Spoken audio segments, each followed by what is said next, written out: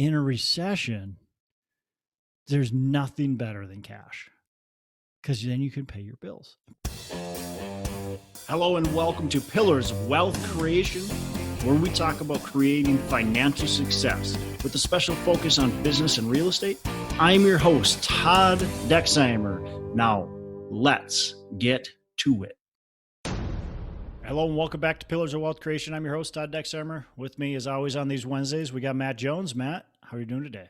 I'm doing awesome. How about you, Todd? I'm doing good, man. 4th of July weekend. It was a lot of fun. We went up and hung out at my business partner's cabin for the day, for a day, and then went up to one of my buddy's cabins for a couple days. Played on the lake and just had a lot of fun. Kids got out, did some water skiing. It was funny.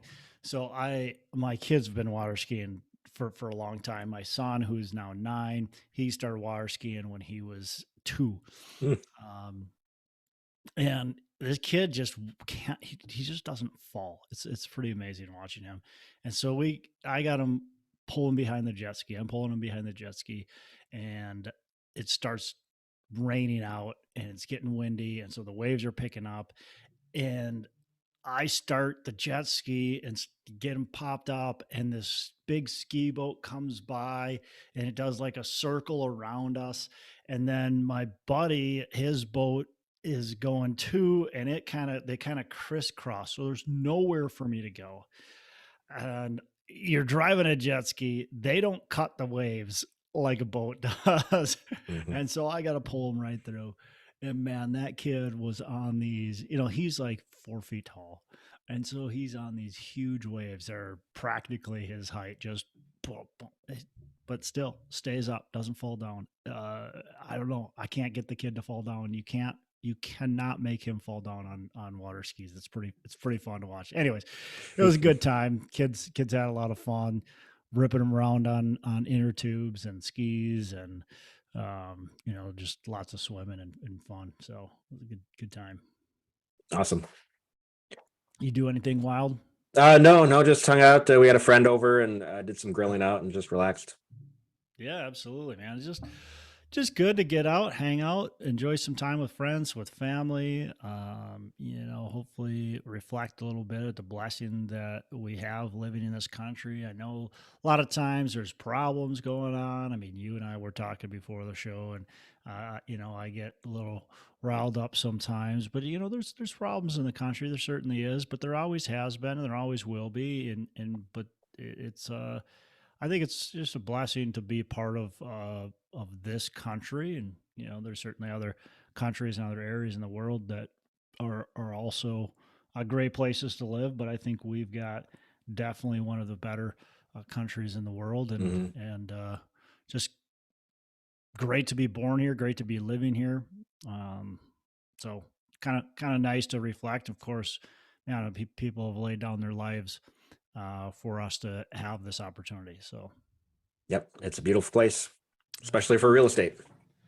especially for real estate, for opportunities. Look, if you're an entrepreneur by spirit, man, I mean, this is just a great place to live. There's so much opportunity. We can make all kinds of excuses, but really, those excuses aren't that valid. There's very few valid excuses to stop you from doing business, to stop you from being successful. So, how much better do you want it? Like that is a blessing right there. If you want to be successful, you can be, whether it's in your job, whether it's in your business, regular, just day-to-day life. I mean, we can go out, Matt, we can travel around this entire country, go to different states, different areas. We've got all the natural beauty in the world. We've got the big cities, we've got the country side, and so there's just so much here, which is really cool. So, yeah, definitely, man, definitely great place for real estate. I've been blessed. You've been blessed. A lot of people listening have been blessed by real estate, by business. So it's great. I was talking with my brother yesterday, actually, and we were talking about that. We were actually talking about jobs too. He was asking me something about, are you taking the week off? You got this whole week off? And I said, I don't, no. I said, I take off when I want to, and I work when I want to. And I said, usually I work pretty much every day. Try really hard not to work on Sundays. But I'm like, it doesn't feel like work. It's just something I really enjoy doing. And we were kind of digging into it a little bit, and I said, look, I think a lot of people think that work is for them, and that's that's how they process it, is that work is for me. It's to pay my bills. It's to, so I can buy a new house, so I can do this, so I can do that. So I where the truly happy people with whatever work they do, whether it's their business, whether it's a W 2, the truly happy people that are enjoying their jobs every day are the ones that go to work and they think about how it's positively impacting other people, how it's affecting their families, how it's affecting the community around them, how, the gadget that they are helping create is changing the world in a more positive way, how, or an apartment owner, how the units that we're renovating are creating a great place for people to live and improving the community. um, you know Giving people pride of the place they go home every single night, and have family over, friends over, and stuff like that. So if you're only thinking about yourself, I think you're always going to be unhappy with your job, with your business. But if you're thinking about how you're impacting others, um, now work doesn't become work anymore. I think that's, for me, what gets me excited every single day. Yeah. And the more good that you put out into the world, the more you help other people, the more good comes back your way as well. Yeah, and again, we oftentimes, I think people don't think of the good that they're doing. They don't. A lot of people think the good that they're doing has to come from volunteering, has to come from, giving their time for free, and there certainly should be some of that, but it also should be in the work that you do, and how you show up every single day, and what you're giving back to your community by doing that, how you're improving other people's lives, how you're improving other people's attitudes, how you're showing up and kind of being a light in the world. That should get you excited. And whether you're making money doing that or not, that shouldn't matter, right? It can be, it's fine to make a lot of money by making massive improvements and changes in this world. Um, and it's fine to do it for free. It, but that, I think, if you want to truly enjoy the fruits of your labor, you have to stop thinking of I. You have to start thinking of we and they, and everybody in between. Awesome. That's not what we were going to talk about Oh, today, it is it? wasn't. Oh, yeah, we must have gone on a Imagine tangent. that. We went a little astray. That's okay. Well, what we're actually talking about is should you even be buying real estate right now? I mean, with everything that's going on with the market, it seems like things are starting to reverse course. Interest rates are up, although they've recently like had a small dip.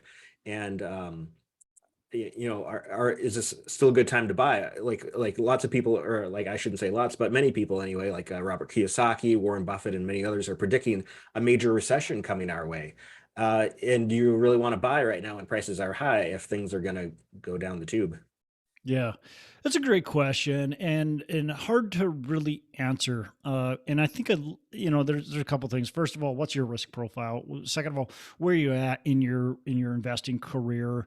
And what's the future look like for what you want to do, right? So if you're in growth mode, you want to continue to grow a big company and own more real estate and that kind of thing. Well, that looks a lot different than somebody who's like, hey, kind of want to get out of this real estate thing, or hey, I'm winding down and I'm ready to get to, just kind of start retiring soon, or just like I don't want to put any more risk out on the table. So those certainly that looks a lot different for different people, but in general, look, if you're in growth mode, if you have a company that you want to continue to grow, you want to, maybe you want to do this thing full time, or maybe you're already full time, but you want to create a bigger, better, badder company, right? Then, yeah, should you be buying or should you not? I I would not blame somebody to if they said I'm pencils down for a little while. I would not say that's a bad choice. I wouldn't say you're making a mistake. I also wouldn't tell somebody they're making a mistake if they say, I know what's going on in the market. I understand, but I'm going to continue to buy.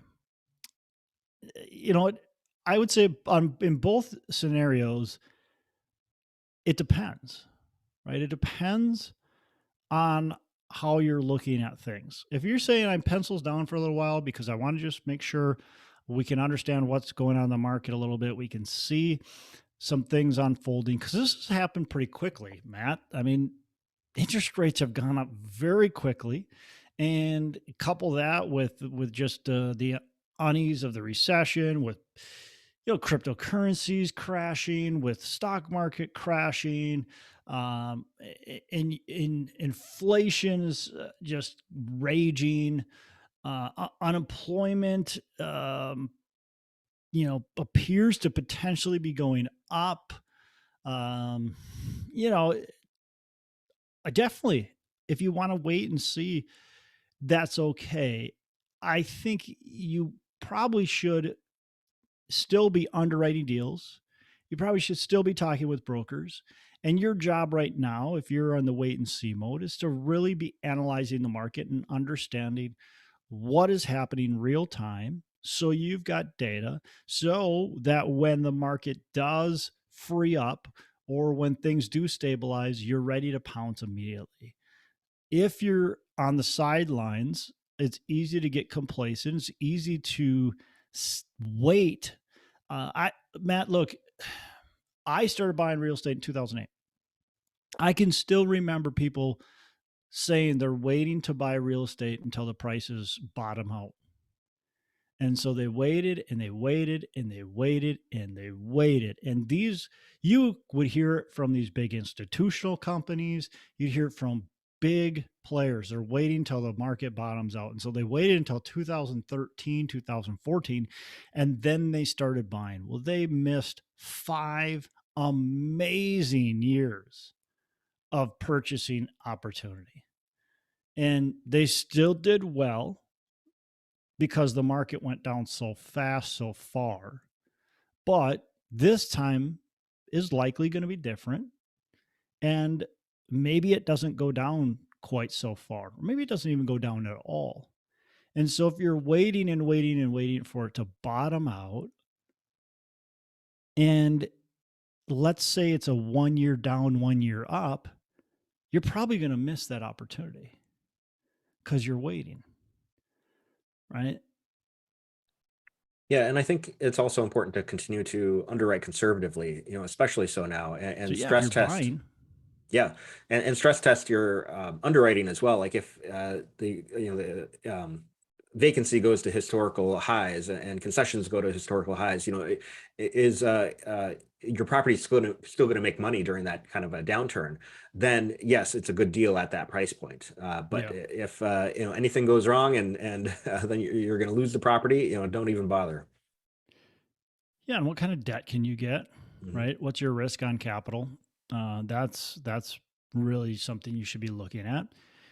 If your stress test puts you in a bad situation, that happens, and your capital is being called, then that's recipe for a disaster, right? That means you can't either refinance, potentially can't sell at that time, so you can't service your debt, and all of a sudden you're in a pile of hurt and potentially losing that property. So absolutely, we want to stress test, like you mentioned. Uh, Look, rents historically don't go down very much. They did go down a little bit in like 2008, 9, but historically rents really don't go down. But what happens, Matt, like you mentioned, is vacancy rates go up and concessions go up. And concession means somebody's giving you free rent of some sort, right? Or giving you some sort of incentive to either move in or stay there. And so it costs the landlord money, which means that rent's going down, right? But when a recession happens, people like to survive. They like to eat. They like to live still. And so they're going to figure out ways to live. They're going to double up with each other, triple up with each other, move back to mom and dad's house. So all of a sudden your vacancy rate that you underwrote at 5% is all of a sudden 10% or 15%. Can you handle that? Instead of giving no concessions because the market's been so hot, and you all of a sudden you've got to give 5-10% in concessions. Can you handle that? Combine those two. What's going to happen to your debt load? Like, can you actually pay your monthly payments? So those are really important questions to ask yourself, to like like you mentioned, Matt, to make sure you're underwriting some of these stresses. And you might need to put a bigger down payment, in order for you to be able to handle through these stress tests. Yeah. Thing that we really like to do is put bigger capital into our accounts up front.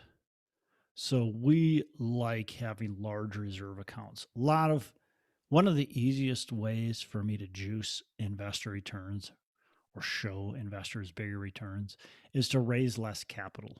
And an easy way to do that is to under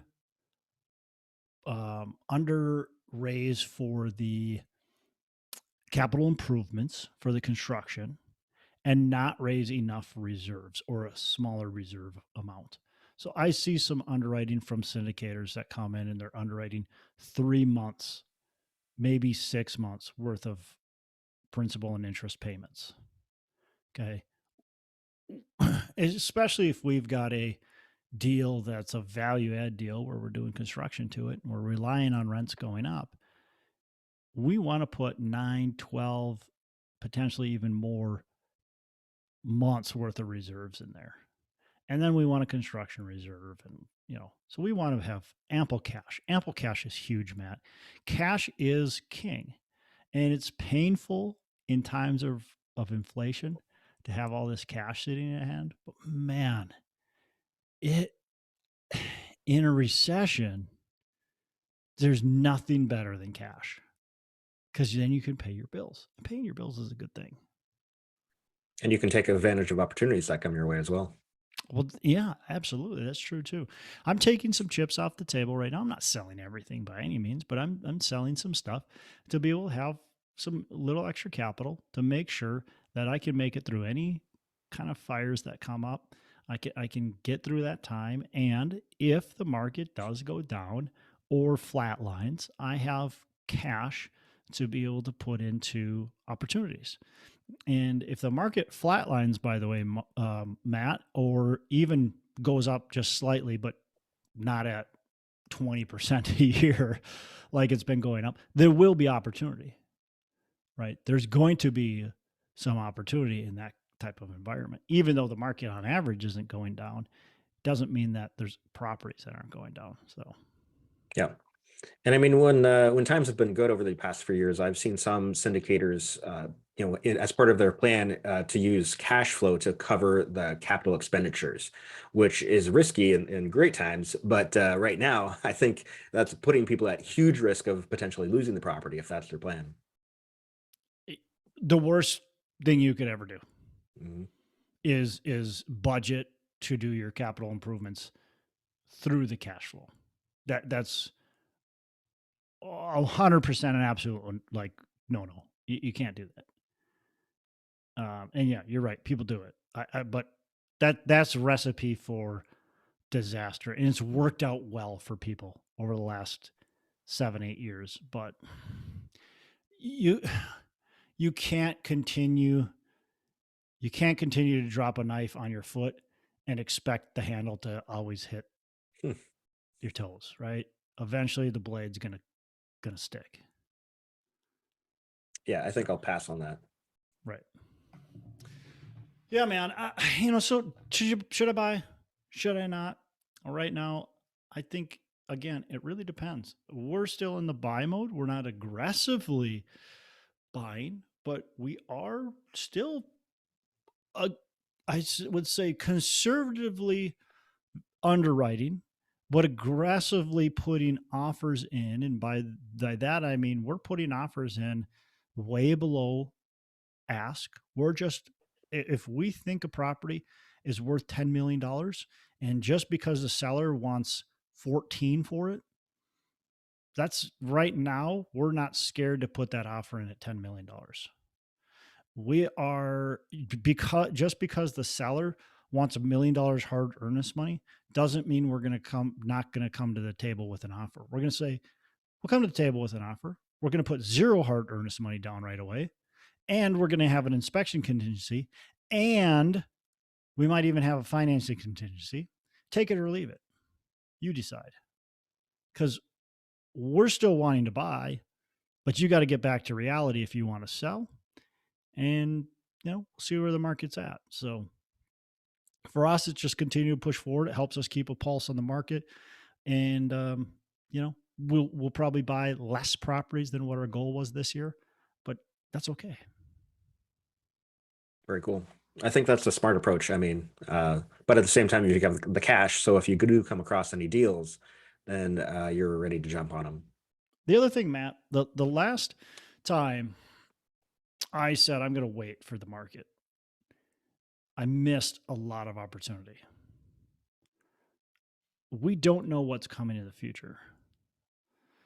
We really don't. We can theorize, we can use the today's data, but we still don't know. The problem with data is it's today's data, right? And the day you get your data, it's already outdated.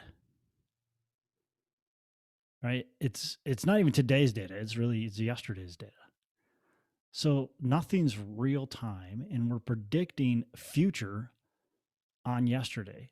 It doesn't make sense. So if you understand the history of valuations and cash flow, and what can happen, what will happen, you can project moving forward what's likely to happen. And with that, you can continue to move your business forward and not be paralyzed by fear of what could potentially happen in a worst case scenario. Right. And that's where I think a lot of people will stop buying, because they're paralyzed in fear about what could come down the pike. And then they stop for a while and they don't grow. And that's what I did for several years, quite frankly, and just didn't grow the way I probably should have been growing, because I was afraid of what could happen in the market. Well, I mean, I think that fear is still always with us, but it's a matter of like using your reason and looking at the numbers and making critical decisions about each property and what to do to make it work. I think fear is healthy too, right? Mhm. It's fear. Fear is healthy as long as you don't let it paralyze and infect you, right? Yeah. I've got fear of the market and where it's going, but that allows me to think of scenarios, and I try to use that to my advantage. I try not to no longer allow fear to stop me from progress, but instead prepare me for potential downturns, for potential rocky times ahead, right? I look at it as this is going to prepare me to be a better servicer of other people's money, right? And of my money. So, One of my favorite quotes is from Think and Grow Rich, and it's this: "You become what you think about." So mm, if you think about how your life sucks, or how you can't do real estate, or it's too hard for you, or whatnot, then you become somebody that's the reality. But if you think about like, how can I make this work? How can I mm, grow and become stronger and better? Then you become that stronger and better person. love it. Yeah, absolutely. Yeah, couldn't agree. I mean, that's, yeah, great book, by the way. Mhm. definitely a book to be reading. I think at this time, for sure, a book to be reading. You know, just keep your head up, keep going. Be realistic with your assumptions, be realistic. And by the way, just get excited. I've said it on the podcast before. I think anytime we have economic shifts, anytime we have fear in the market, that provides opportunity, that provides shakeup, and the shakeup is always what we need. If we've got a market going vertical forever, for a very, very long period of time, that's not good for anybody. So we do need these ups and downs and these bumps, and that creates a really healthy economy overall in the end. That's all the economy is. We got ups and downs. We're never going to get rid of them. All right. Well, let's do our best throughout whatever the market's doing. It's got to navigate through them, man. Yeah. All right, Matt, anything else? Nope, not today. Cool. Well, Matt, you have a fantastic rest of the day, and make every day Saturday. Hey, you too. Hey, thanks so much for listening. I appreciate you being a loyal listener. I would love to have you go on to our Facebook page and subscribe, give us a thumbs up, go on to iTunes or wherever you listen and give us a rating and review. Don't forget to subscribe. Your rating and review just helps us push this out to more and more people and continue to grow our audience and hopefully positively affect a ton of people out there that really need this and want this. So the other thing I've got for you is a free ebook on my website. So go on to venturedproperties.com, and download our free ebook on real estate and on syndication. And I've got some data points in there, some really good stuff for you. So I'd love to have you take a look at that. It's free. I'm not expecting anything from it. And also, look, if you want some help in multifamily, want some help learning, growing, getting your business off the ground, I would love to talk to you about what it would look like to work with me potentially and see if that's a good fit. So you can go to coachwithdex.com and check that out, and we can definitely have a call. Thanks a lot for listening. You make it a fantastic rest of the day. I'll catch you on the next episode.